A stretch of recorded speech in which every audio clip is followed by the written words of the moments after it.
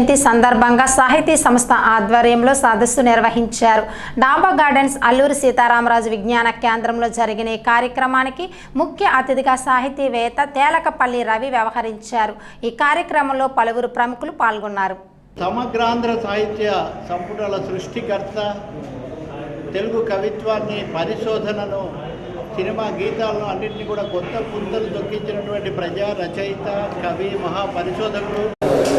ఆరుద్ర శత జయంతి ముగింపు సందర్భంగా ఆయనకు నేను నివాళులు అర్పిస్తున్నాను. ఆరుద్ర పూర్తిగా విశాఖలోనే ఆయన చైతన్యం ఆకర్షితులయ్యారు. 1942లో ఆయన వ్యక్తిగా కానీ సాహిత్య పరంగా కానీ అటు వచ్చారు. ఈ సందర్భంలో మేము సాహిత్య శ్రవణ తరఫున ఆరుద్రకు సంబంధించిన ఈ పుస్తకాన్ని కూడా విడుదల చేశాము. ఆరుద్ర రాసిన ప్రతి పాట కూడా అది కొండగాలి తిరిగిందా, లేకపోతే ఎదగడానికి ఎందుకురా తొందర, లేకపోతే శ్రీకారం చుట్టుకుంది పెళ్లి పుస్తకం, ఇట్లాంటివన్నీ కూడా తెలుగు ప్రజల నాలుకల మీద నాట్యం చేస్తున్నాయి. ఆయన స్పృశించని సాహితీ ప్రక్రియ లేదు.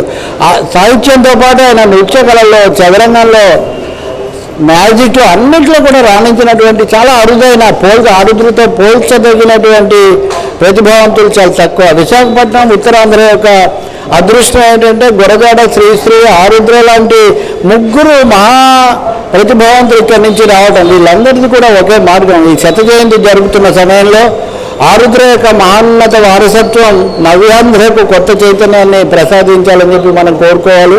తెలుగు భాష, తెలుగు అభివృద్ధి ఎంత అంటున్నప్పుడు దానికి ప్రాణం పోసిన, జీవం పోసి ఊపిరిలుదినటువంటి ఈ మహాకవులను, మహారచయితలను కనుక మనం తలుచుకోకపోతే అప్పుడు ఆ మాటకు అర్థమే ఉండదు. అందుకనే ప్రభుత్వం వారు జరుపుతున్న అనేక జయంతులు, ఉత్సవాలు, వీటన్నిటిలో ఆరుద్ర, శ్రీశ్రీ లాంటి వాళ్ళని కూడా తప్పకుండా చేర్చి వాళ్ళ కవిత్వాన్ని ప్రజలకు అందించాలని చెప్పి నేను కోరుతూ ఉన్నాను.